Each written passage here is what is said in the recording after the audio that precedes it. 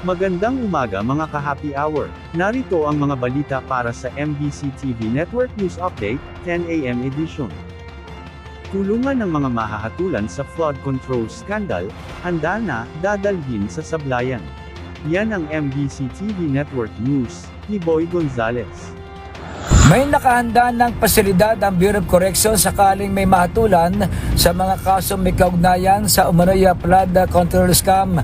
Sa panayam ng media sa Second National Jail Decongestion Summit na ginanap dito sa Manila Hotel, sinabi ni Bucor Director General Gregorio Pio Katapang Jr. na patuloy ang pagtayo ng isang Supermax prison facility sa Sablayan Prison and Penal Farm sa Occidental Mindoro na laan para sa mga high-profile criminals.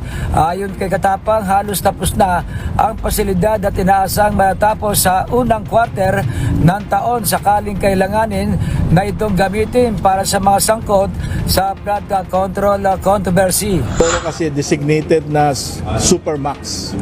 So doon nilalagay lahat yung mga serious heinous crime offenders.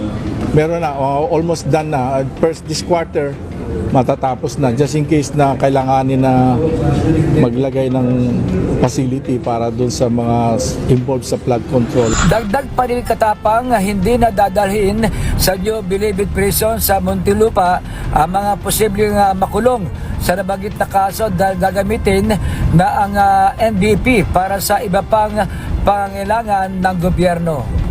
Para sa MBC TV Network News, ito si Boy Gonzales, una sa Pilipinas, una sa Pilipino.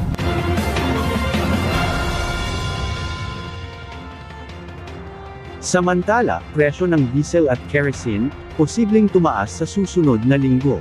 Inaasahan ng Department of Energy na tataas ang presyo ng diesel at kerosene sa susunod na linggo, batay sa paunang pagtataya ng ahensya.